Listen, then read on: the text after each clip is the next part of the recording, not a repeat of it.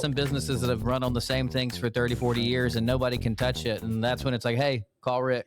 And I've literally had times where we've had systems that had issues and I could roll forward and they said, well, when do you want me to roll forward to? Oh, 3:13, 30 seconds. I can do that. They use the system owner. Access said, oh, system owner, you look like this. Here, let me update this table and change this definition to this. Broke the entire application.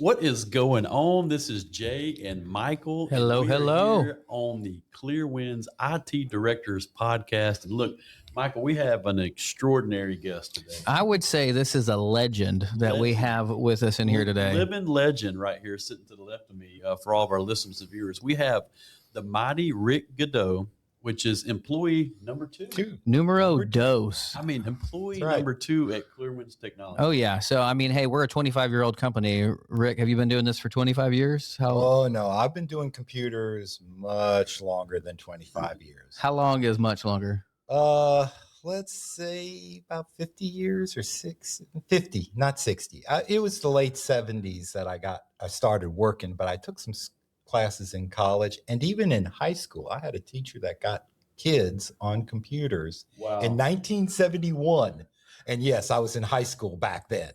Okay. Rick, I dare say you've had some experience in this field. Yes. I mean, look, so for our listeners and viewers, this episode is phenomenal because those of us that have been in technology a long time, Rick, right? We have a wealth of knowledge and life experiences that, now technology has changed so much, right? And absolutely. And hey, it's great to get to build and to couple our experience with modern technology. So we're going to talk about some database and just kind of what is database management, and just a lot of things about databases today. But Rick is our database specialist here at Clear Winds Technology. Mm-hmm. And so database specialist, Michael, hey, well, over 50 years experience, I think Rick knows what he's doing. Yeah, I would say so. And then, and then I want even our audience to get to know a little bit more about you and your experience. So if you could say like, hey, here's a couple of quick fun facts about myself, because I know a couple from knowing you, and I'll drop them, but I want to hear you say them. Couple quick fun facts. Let's see. Like I said, I got into computers during high school, and in college, I actually took some database courses. So I actually got into databases in college, and was just fascinated with that whole concept of doing either one. I don't know. Drop me one of the most interesting fun facts I've learned about Rick Goudeau is your Civil War reenactment. Oh, yeah. So I don't even know if you know this. No, I do not. Yeah. So, okay. Yes, I go out, wear wool in 90-degree weather for fun. Wow. So you reenact the Civil War. Okay. Yes, I primarily do Union because Union's easier to do. Your uniforms are much more consistent. Confederate, oh my God, you got to figure out what unit you are, when they were equipped, where you were, and it's just a nightmare. Man, that is such a cool fact. I mean, that's a great experience. Where do you go to do that at, Rick? There's local events, a few local events here in Alabama. There's a lot in Tennessee and North Georgia. And I just came back from one in May at Resaca, Georgia, which was one of the battles during the Atlanta campaign. Wow. And I laugh and tell people that what we do at night, we sit around the campfire and talk about our clothes. That's awesome. That is so awesome. Good. Well, look, hey, we're going to get going. We're going to roll into what we're talking about today. So Rick, how long has database management systems been around? Well, they started back in the 60s with IMS, which was written by IBM. It's Integrated Management System. And fun fact, it was written to manage the bill of materials for the Apollo missions. Oh, wow. That's what they used it for. Okay, very cool. And then IDMS was in the early 70s. It used a different model. During the early 70s, who's his name? Edgar Codd was had built up this whole new model, relational model. And when I was in college, everybody was talking about this new model of how we could build databases from tables, and that there would be a specialized language to interface with the databases for access called SQL. And Chris Date was also working with it, COD, to build that whole model. But everybody, it's not practical yet. It took until the early to mid 80s before there were viable products out there on the market with things like DB2 by IBM, Oracle. Sounds familiar, right? Yeah. SQL Server, but that was written by Sybase. Microsoft bought SQL Server to put the Windows implementation on. Oh, wow. Okay. They were later. And then open source came with the open source revolution in the 90s. And that's things like MySQL and Postgres. I always call it Progress, but it's Postgres. Yeah. I have to remember to put the T in there. Yeah. So you're going to have people, and I want to take just one little step back here. We're going to have people listening that, hey, they might be starting their journey. They might be 40, 50 years into their journey. For those who are more on the front end, kind of even just explain, like, what is a database management system? What is it? What does it do? Yeah. A database management system, obviously, is managing your data. But going on to things is that it's a way to structure your data, store it out there to allow you to keep it and retrieve it when you need it. And when you start talking database management systems, you are talking about things like, you'll hear terms like ACID, which stands for, let's see, how do I remember it? Atomicity. Don't ask me if I pronounced it correctly, but sounds good to me. Yeah, it sounds good. That means that a transaction is a unit, that it either everything gets done or none of it gets done. So if the transaction fails, it can roll back all the pieces for it. C is consistency, that there's rules inside the data that make sure that certain relationships and pieces of the data exist together.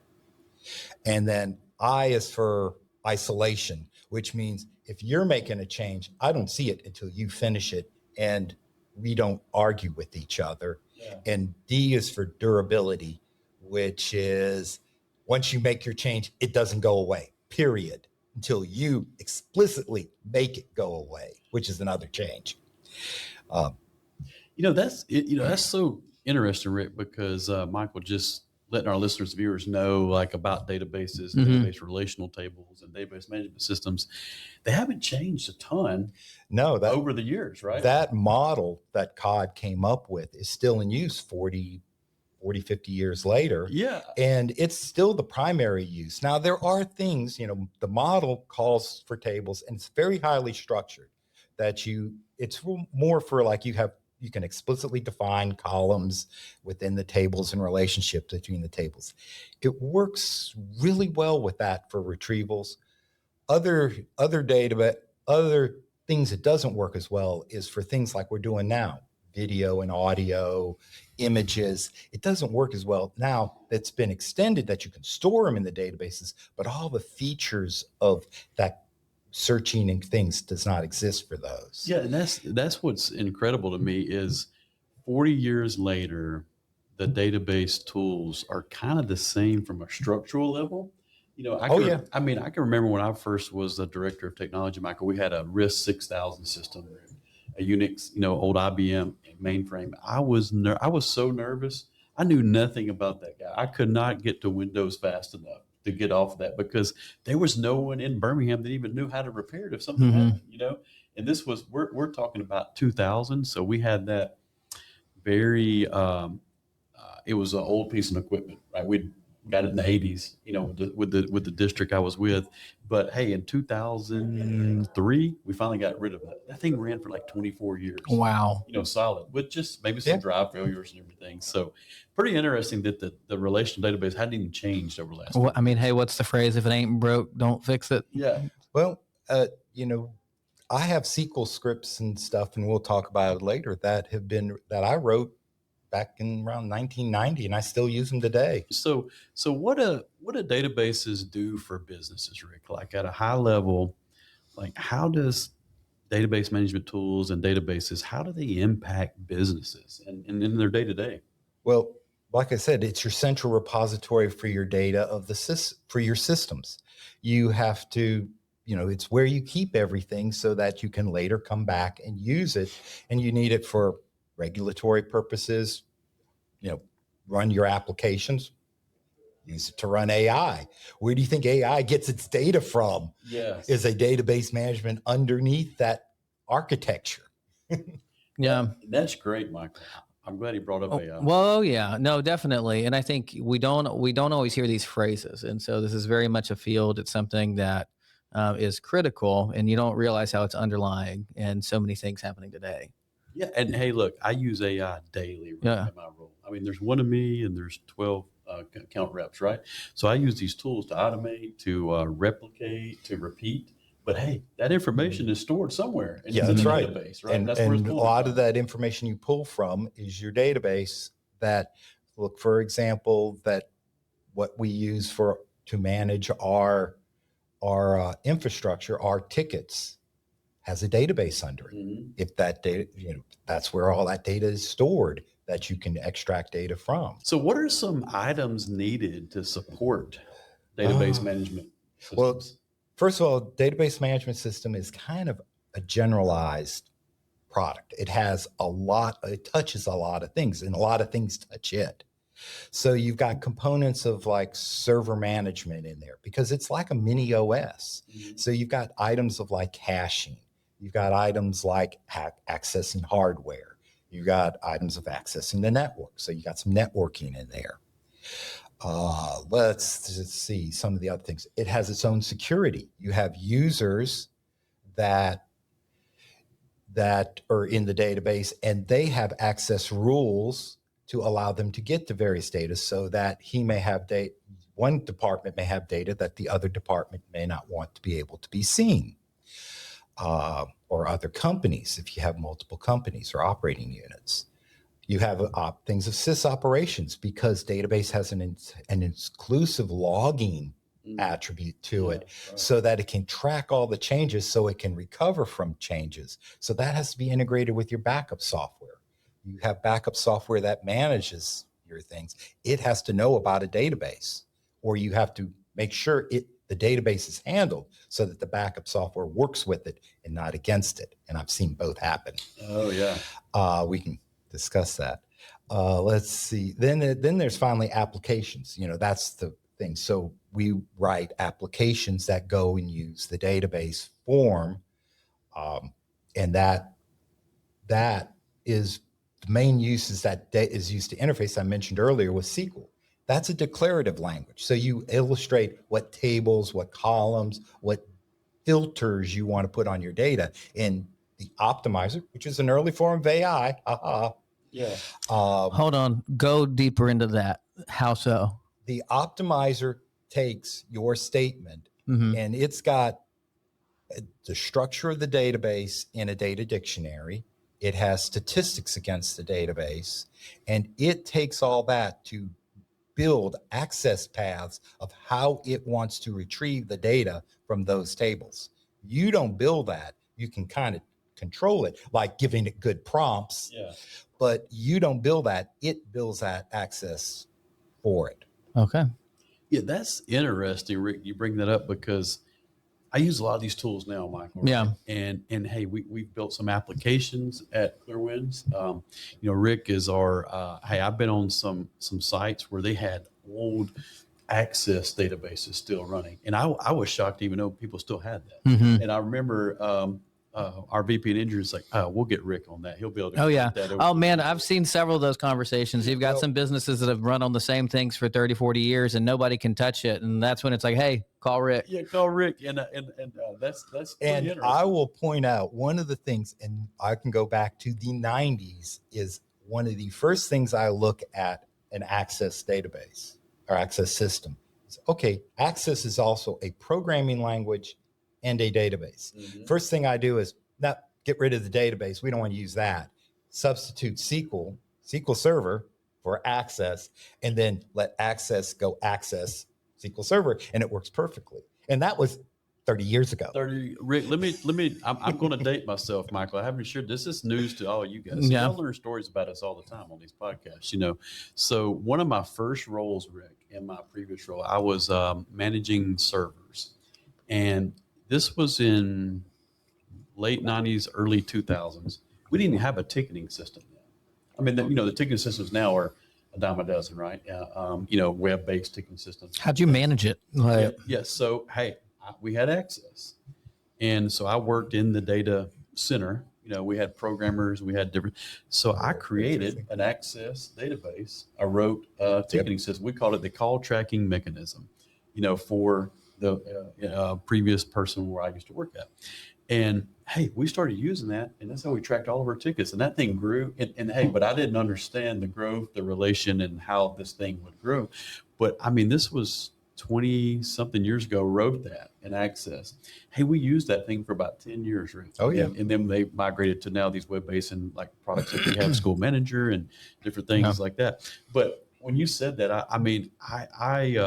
it was interesting because I was teaching myself on the fly doing that, and man, it was a beautiful tool. We had people call in, need help, because we didn't have a way to track the tickets and the issues. Because once you had it in database, then you could build reports against we could build reports. And so we started doing reports by location and servers and users. And it was incredible. I was way ahead of what I knew then. Yeah. But if I would fast forward 25 years, like you're talking about with AI, you create that in 45 seconds.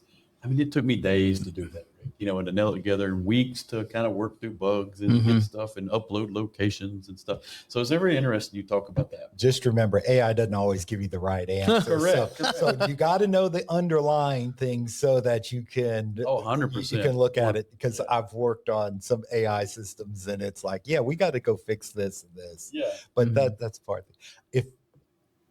Fun fact for us, Clearwinds, our original not ticketing, but timekeeping system was a homegrown system that was on SQL Server, used SQL Server. It was in a database. Yeah, because why did it use a dabedatabase?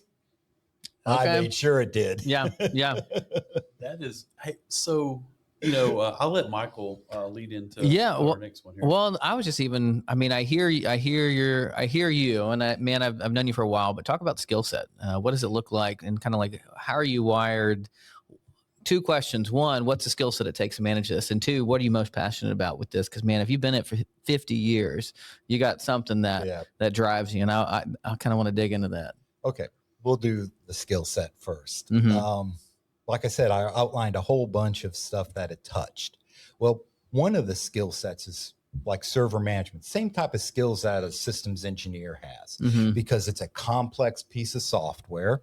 It has all this pieces of caching and everything. So you've got to be able to go manage it like an OS. You got to have disks and SANs and hardware knowledge. So it's got requirements that you need to make sure of. What else? Also, when you patch it, it's a little more complicated than being a systems engineer, because you don't just patch software. You also got to patch the database and run scripts and things that your upgrade may force database changes as well, since it has to be kept in sync. So you got all those pieces that you have to do for the requirements, just like systems engineering. You've got sysops, because I've talked about backups. Well, your backup, you got to make sure your backups are there and whether they're good or not on the things. And it's coordinated, because databases have what they call a logging chain. So every time you update a database, it also logs your changes so that it can roll forward to the point of the point you want it to be. And I've literally had times where we've had systems that had issues, and I could roll forward, and they said, well, when do you want me to roll forward to? 3:13, 30 seconds. I can do that. If it names it, I can do that with the database, as long as the backup software cooperates with me and doesn't break that chain. So you've got that piece. You've got a networking piece, because I can have people that have problems with, I can't get to the database. Okay, why? and you might have to know enough to troubleshoot and make requests for databases. Ports have to be opened. You have to have DNS could be messed up. You don't know, but you got to be able to get rid of, eliminate those as possibilities. Yeah. The security component, I'm afraid a lot of people treat security component as why me worry, because you have users and access and how the users to get access to the database, and those users also have access to the tables, and you don't know how many times I go in and see a company that's using the schema owner, in other words, the person that owns all the tables, as the application owner, application user, or worse yet, the system administrator is being used for the application, which means we have no security inside the database. What does that mean? Good example for that. I had a system where somebody had created an Access database. They used the system owner. Access said, "Oh, system owner, you look like this. Here, let me update this table and change this definition to this." Broke the entire application. We had to recover and restore the application, get that table back. Why? Because he used he used the wrong schema. If he had used another schema, it would say, "No, you don't have permissions to do that." And he didn't mean to do it. I mean, it was just, it did it for him. Compare this for how AI works today. Well, take like a thing. If you take an AI and you don't review it, you could break your system by the same way. It could generate code that would eliminate key data as long as you have permissions to do it. You don't even have to have AI on things. I still remember in the old Unix land where I was trying to do a delete a directory. And in the Unix command, I won't get into it, it's rm-r-rf, delete directory and everything below it. And it kept telling me, you don't have permissions to do that. I'm like, what? Why can't I do that? Yeah. And then I realized I was in the /bin directory, which means in Unix land that I was at the root level of the system software and I was trying to delete everything. Yeah. And it wouldn't let me do it because, and that's when I said, ooh, that's why I don't want to use the system administrator account, except when I really need to. Yeah. Well, I mean, and that's what AI can do if you're not careful and review it. Okay. That's the only reason. That, Rick, I mean, I think the database specialists and the database administrators and people in your role, they have to have been so multifaceted, right? When you probably started, you knew programming and different things and you knew structure, but you got to know a lot of technologies to be a database specialist because you talked about networking, security, storage. You don't have to be experienced in it. I couldn't build a routing table to save my life. Know how it works. I just got to have an idea about it so I know and how to troubleshoot it or how to at least make sure that things. And I didn't even get into application development, which is another key point of a skill set. And probably, I think it's the other wing of being a DBA because that's data analysis. What tables do we have out here? Nowadays, we use a lot of applications. You mentioned how we use applications. Yeah. Well, guess what happens with all those applications? Each one of them has their own database. Now, in the general grand scheme of things, but let's take a thing like ERPs that have purchase orders, receipts, AR, accounts receivable and stuff, and CRMs, which has customer. Well, there's overlapping stuff. Like your customers may be in both. Which system is the true source? So you may have to build interfaces from one system to the other so that you can synchronize the data. That's some data analysis, even when you're having applications in there. Because what happens when you have a contact in your CRM and the contact's not in your AR system?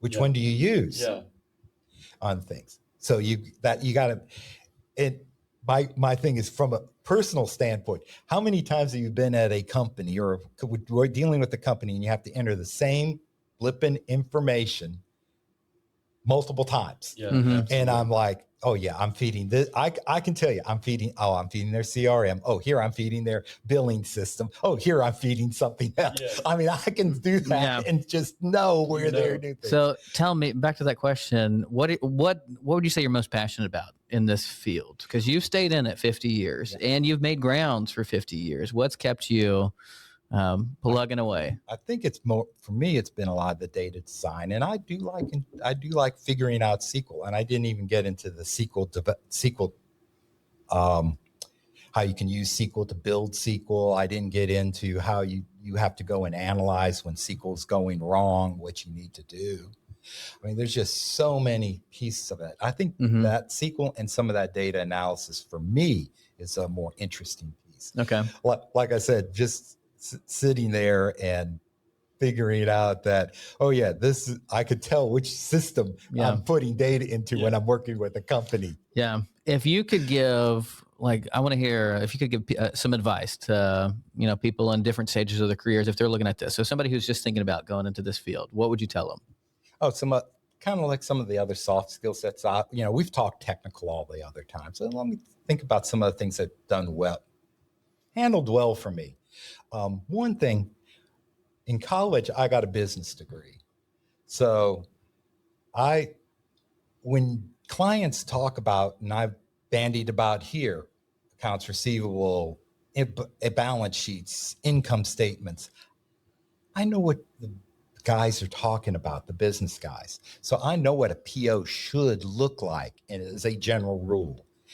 That's really done me well on the pieces. Do I think you need an MBA? No, but having some business courses as well. And I'd advise, like, IT managers, maybe let your people go take some business courses, or that's part of your training things, even though that's not part of their job requirements, especially if they're in application development. Yeah.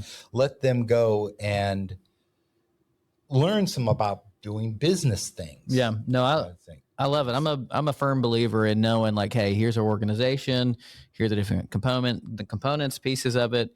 Here's where my department fits in this big picture. Here's how we relate and help all the other departments push our mission along. And so kind of hey, man, taking that rounded approach, I can appreciate that. That's wisdom. I love it, Rick. I mean, you've talked about some amazing things on this episode. I've learned a lot. I've enjoyed just listening to you with your depth of knowledge, your wealth of knowledge, and very vast in the field. Because you've been in the field for many years, right? Over decades. So you've got to see different technologies and but you talked about the frameworks, the business, and just understanding it. So I think that's why Rick is so great at what he does, because not only do you understand the technical stuff, Rick, you understand the business, how the operations work. And so it's one thing to understand databases and database management and all these things, but to understand how those databases impact business and impacts the ROI for companies and their workflows. Oh, yeah. And just getting in all that, which is, hey, I think this episode is going to be amazing for our listeners and our viewers. And Rick, we can't thank you enough for being on the show today. And man, I think you've been a phenomenal guest, and I can't wait to spend more time with you. Yeah. And while you were talking and finishing up, I'm trying to think of what other things helped me on things. I love taking notes, and I'm a big believer in checklists so that you document what you do at every step of the way, because guess what? You're going to have to redo it again someday. Absolutely. And frequently when I do some maintenance, I have to do it. I do it in tests, maybe do it in user acceptance, and do it in production. And if you have a complex application structure, you may want all three. I've seen a lot of companies that only have production, and I'm like, okay, let's find out what happens when we try and do this. Yeah, let's run this update and see. Let's run this update and see what breaks. Yep. Yeah. And then you're always asked, how long this will take? Until I've done it, I don't know. It'll take as long as it takes. It takes as long as it takes. I'm a very note taker on that part. Well, and that goes to being detailed, Rick. Right? Yeah, that's being detailed. That's why you're great at what you do. And sometimes those don't come back to help you. I remember I got asked a question. I got asked to do something few weeks ago. And I'm like, didn't we do this before? So I did search through my notes and found it. Your own personal database. My own notes. 2013, I did the exact same thing. And I was like, oh, yeah. And I reviewed it. Yeah, this will work. So I could take that and go from there. Wow, that is so 13 years later, yeah. I saved myself like half a day or a day just by saving those notes. And hey, and that was in a database somewhere. Yeah. And that's what I think. That was in a database. I have my own little personal database. Yeah. And I think, Rick, that's where, and Michael, our listeners and viewers, especially our younger generation coming up in, college and getting out in the technology field, the marketing field, whatever, a lot of people fail to realize all these applications, all these things, all these tools we have, there's a database in the background driving all of this. So I think database management is such an amazing field. And really, it's one of the fastest growing fields, like being a DBA programmer, developer in today's current climate with AI, with all these tools, because that data has to be stored somewhere. Yeah. So, so look, we're gonna end this episode. I think we could have Rick back on and talk about a lot of other stuff. Oh, I know more fun facts, but we can get into those later. But look, hey, Rick, thank you so much for being on. And this is Jay and Michael on the IT Directors Podcast, and we are out. Hey, thanks for joining us today on the IT Directors Podcast. We're so glad you joined us. Look, go follow us on all social media platforms. The IT Directors Podcast, powered by Clearwinds. And look, if you want more information, check out our website, clearwinds.net. We're going to have show notes, special guest bios. We're going to have reels. Our marketing team has done a fantastic job. Go check this out. We're so thankful that you joined us today.